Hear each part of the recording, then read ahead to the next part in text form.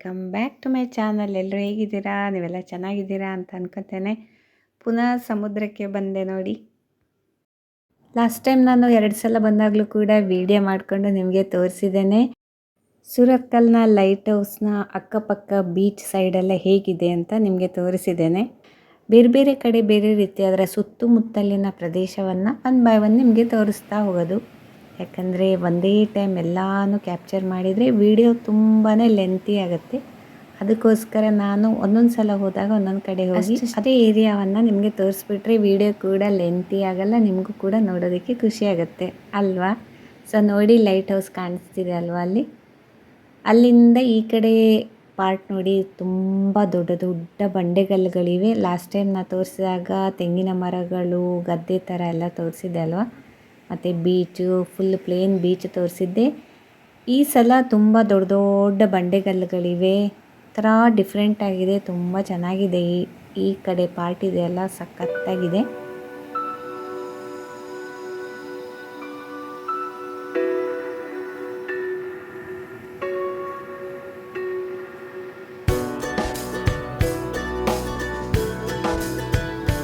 ನೋಡಿದ್ರೆ ಅಲ್ಲಿ light house ಕಾಣಿಸ್ತಿದೆ ಅಲ್ಲ, ಅದರ ಈ ಕಡೆ ಪಾರ್ಟ್ ಏನಿದೆ ಫುಲ್ ಬಂಡೆಗಲ್ಲು. ನನ್ನ ಹಿಂದ್ಗಡೆ ಎಲ್ಲ ಕಾಣಿಸ್ತಿದೆ ನೋಡಿ, ದೊಡ್ಡ ದೊಡ್ಡದಾಯ್ತು, ಹತ್ರ ಬಂಡೆಗಲ್ಲು.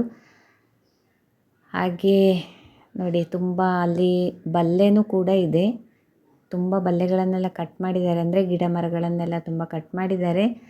ಹಾಗೆ ಈ ಕಡೆ ನೋಡಿ, ಎದುರಿಗೂ ಕೂಡ ಸಮುದ್ರದ ಈ ಕಡೆ ಕೂಡ ಮತ್ತೊಂದು ಬಂಡೆಗಲ್ಲಿದೆ. ಹೀಗೆ ಚಿಕ್ಕ ಚಿಕ್ಕ ಬಂಡೆಗಲ್ಲು, ದೊಡ್ಡ ದೊಡ್ಡ ಬಂಡೆಗಲ್ಲು, ಹಾಗೆ ಸೈಜಲ್ಲಿ, ಶೇಪಲ್ಲಿ ಮತ್ತು ಕಲರಲ್ಲಿ ಎಲ್ಲದರಲ್ಲೂ ವೆರೈಟಿ ಬಂಡೆಗಲ್ಲುಗಳಿವೆ. ಅಲ್ಲಿ ಲೈಟ್ ಹೌಸ್ನ ಪಕ್ಕವೇ ಈಶ್ವರ ದೇವಸ್ಥಾನ ಬರುತ್ತೆ.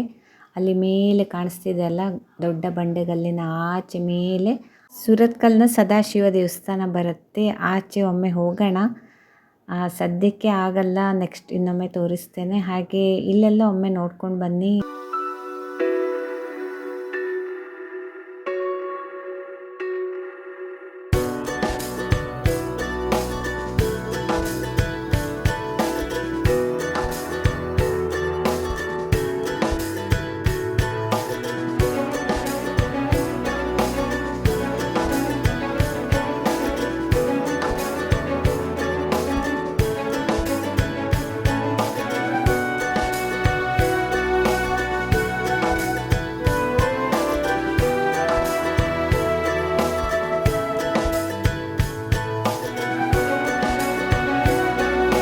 ಈಗ ನಾವು ಹೋದ ಟೈಮ್ ಅಂತೂ ತುಂಬಾ ಬಿಸಿಲು, 10 ಗಂಟೆಗೇ ಎಷ್ಟು ಬಿಸಿಲಿದೆ ನೋಡಿ. ಅಲ್ಲಿ ಓಡಾಡೋಕ್ಕಾಗ್ತಿಲ್ಲ, ಅಷ್ಟಕ್ಕೊಂದು ಬಿಸಿಲು. ಸಂಜೆ ಟೈಮ್ ಬಂದರೆ ಚೆನ್ನಾಗಿರುತ್ತೆ.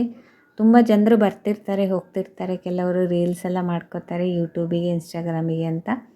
ಸೊ ಸಂಡೇ ಟೈಮಲ್ಲಂತೂ ತುಂಬಾ ಜನ ಇರ್ತಾರೆ. ಹಾಗೆ ಈಗ ನಾವು ಬಂದ ಟೈಮು ಯಾರಿರಲಿಲ್ಲ, 1-2 ಜನ ಮಾತ್ರ ಓಡಾಡ್ತಾ ಇದ್ದರು. ಸೊ ನೋಡಿ, ಬಂಡೆಗಲ್ಲಿಂದ ಹೇಗೆ ಕಾಣಿಸ್ತಿದೆ ಅಂತ ಸಮುದ್ರ.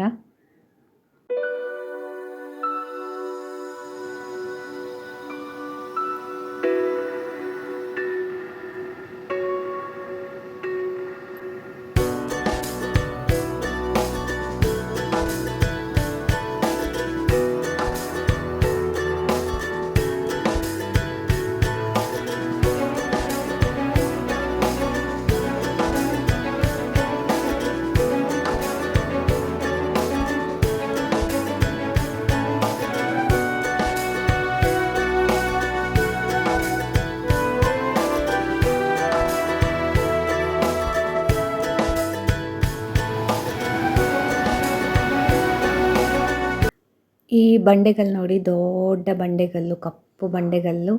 ಹಾಗೆ ಲೈಟ್ ಹೌಸ್ ನೋಡಿ, ಅಲ್ಲಿಂದ ಹಿಂದ್ಗಡೆ ಈ ಏರಿಯಾ ಎಲ್ಲ ಈ ರೀತಿ ಇದೆ. ತುಂಬ ಗಿಡ ಮರಗಳು ಮತ್ತು ಬಂಡೆಗಲ್ಲುಗಳು ಎಲ್ಲನೂ ಇದೆ. ಕಲರ್ ಬಂಡೆಗಲ್ಲು, ವೈಟು, ತುಂಬಾ ಬ್ಲ್ಯಾಕು, ಗ್ರೇ ಕಲರು. ಹಾಗೆ ನೋಡಿ, ಈ ಬಂಡೆಗಲ್ಲು ನೋಡಿ ಸ್ಪೆಷಲ್ಲು. ದೊಡ್ಡ ಬಂಡೆಗಲ್ ಮೇಲೆ ಮತ್ತೊಂದು ಪೀಸ್ ಥರ ಒಂದು ಬಂಡೆಗಲ್ಲು ನಿಂತಿದೆ. ಬಿದೋಗತ್ತೇನೋ ಕೆಳಗೆ ಅನ್ನೋ ರೀತಿ ತುದಿಗೆ ಬಂದು ನಿಂತಿದೆ ನೋಡಿ. ಭೂಕಂಪ ಎಲ್ಲ ಆದರೆ ಖಂಡಿತ ಬಿದ್ದೋಗ್ಬೋದು. ಹಾಗೆ ಅದರ ಕೆಳಗೆ ನಿಲ್ಲೋಕ್ಕೆ ಒಮ್ಮೊಮ್ಮೆ ಭಯ ಆಗುತ್ತೆ ಅಂತಾರೆ ಕೆಲವರು, ಅಂದರೆ ಏನಾದ್ರು ಜಾರಿ ಬಿದ್ದುಬಿಟ್ರೆ ಅಂತ. ಹಾಗೇನು ಬೀಳಲ್ಲ, ಹಾಗೆ ಕೆಲವೊಂದು ಕಡೆ ಇರುತ್ತಲ್ವ.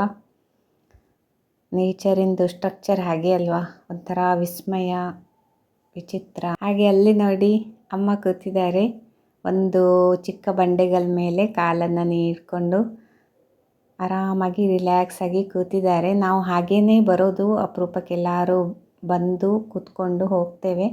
ಹಾಗೆ ಸುಮ್ಮನೆ ಅವರಷ್ಟಕ್ಕೆ ಅವರನ್ನು ಬಿಟ್ಬಿಡ್ತೇನೆ, ಯಾಕಂದರೆ ಸೈಲೆಂಟಾಗಿ ರಿಲ್ಯಾಕ್ಸ್ ಆಗಿ ಕೂತಿರಲಿ, ಚೆನ್ನಾಗಿರುತ್ತೆ. ಸಮುದ್ರದ ಅಲೆಗಳನ್ನು ನೋಡ್ತಾ ನೋಡ್ತಾ ಮೈಂಡ್ ತುಂಬ ರಿಲ್ಯಾಕ್ಸ್ ಆಗುತ್ತೆ. ಅದಕ್ಕೋಸ್ಕರ ಅವ್ರ ಪಾಡಿಗೆ ಅವರನ್ನು ಬಿಟ್ಟು ನನ್ನಷ್ಟಕ್ಕೆ ನಾನು ವೀಡಿಯೋ ಮಾಡ್ಕೋತಾ ಇರ್ತೇನೆ. ಹಾಗೆ ನೋಡಿ ಇದೊಂಥರ ದೊಡ್ಡ ಮರ.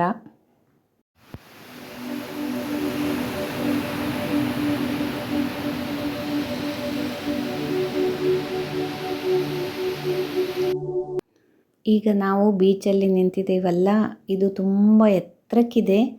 ಈಗ ತೋರಿಸುವಾಗ ಗೊತ್ತಾಗಲ್ಲ, ನಾವು ನಿಂತ ಕಡೆಯಿಂದ ನೋಡಿ ಹೀಗೆ ನೋಡಿದ್ರಾ, ಆಗ ಝೂಮ್ ಮಾಡಿದ್ದೆ ನಾನು. ಈಗ ಇಲ್ಲಿಂದ ನೋಡಿದರೆ ನೋಡಿ ತುಂಬ ಎತ್ತರಕ್ಕಿದೆ ಅದು. ಆ್ಯಕ್ಚುಲಿ ಅಷ್ಟು ಹೈಟಿಂದ ಸಮುದ್ರವನ್ನು ನೋಡೋದಕ್ಕೆ ಇನ್ನೂ ಕೂಡ ಚೆನ್ನಾಗಿ ಕಾಣಿಸುತ್ತೆ. ತುಂಬ ಸಮಯ ಇತ್ತು, 3-4 ವರ್ಷವೇ ಆಯಿತು ಕಾಣಿಸುತ್ತೆ ನಾನು ಆಚೆ ಮೇಲೆ ಹೋಗಿ ದೇವಸ್ಥಾನದ ಹತ್ರ ನಿಂತು ನೋಡದೆ. ಇನ್ನೊಮ್ಮೆ ಯಾವಾಗಾದರೂ ಅವಕಾಶ ಬಂದಾಗ ಖಂಡಿತ ತೋರಿಸ್ತೇನೆ. ನಾನೇನಾದ್ರು ಆಚೆ ಹೋದರೆ ಆ ಕಡೆಯಿಂದ ಸುರತ್ಕಲ್ ಬೀಚ್ ವ್ಯೂ ಹೇಗೆ ಕಾಣಿಸುತ್ತೆ ಅಂತ ನಿಮ್ಮೊಟ್ಟಿಗೆ ಶೇರ್ ಮಾಡ್ತೇನೆ, ಓಕೆನಾ. ಸದ್ಯ ಇಲ್ಲೆಲ್ಲ ನೋಡ್ಕೊಂಡು ಬರೋಣ. ನೋಡಿ ಸಮುದ್ರದ ಹತ್ತಿರವೇ ಒಂದು ಬಂಡೆಗಲ್ಲಿದೆ, ಇದು ಕೂಡ ಒಂದು ದೊಡ್ಡ ಬಂಡೆಗಲ್ಲು.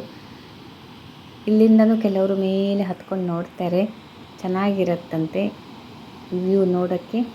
ಹಾಗೆ ಅದೇ ನಾನು ಹೇಳಿದೆ ಅಲ್ವಾ, ರೀಲ್ಸು ಅದು ಇದು ಎಲ್ಲ ಮಾಡ್ಕೊಂಡು ಹೋಗ್ತಾರೆ. ಫಿಲ್ಮ್ಗಳ ಶೂಟಿಂಗ್ ಕೂಡ ಇಲ್ಲಾಗತ್ತೆ, ತುಂಬ ಫಿಲ್ಮ್ಗಳಿಗೆ ಶೂಟಿಂಗ್ ಮಾಡ್ಕೊಂಡು ಹೋಗಿದ್ದಾರೆ. ಪ್ಲೇಸ್ ಚೆನ್ನಾಗಿದೆ ಅಲ್ವಾ, ಅದಕ್ಕೋಸ್ಕರ ಒಂಥರ ಖುಷಿಯಾಗುತ್ತೆ. ತುಂಬ ಜನ ಲೋಕಲ್ ಏರಿಯಾದವರು ಎಲ್ಲರೂ ಬಂದಿರ್ತಾರೆ, ನೋಡಿರ್ತಾರೆ, ಅವರಿಗೆ ಏನೋ ಸ್ಪೆಷಲ್ ಅನಿಸಲ್ಲ. ಆದರೆ ಸುಮಾರು ಜನ ನನ್ನ ವ್ಯೂವರ್ಸು, ಸ್ಪೆಷಲ್ಲಾಗಿ ಯೂಟ್ಯೂಬರ್ಸ್ ಸಹಿತ ಬೆಂಗಳೂರಂಥ ಸಿಟಿಗಳಲ್ಲಿ ಇದ್ದವರಿದ್ದಾರೆ.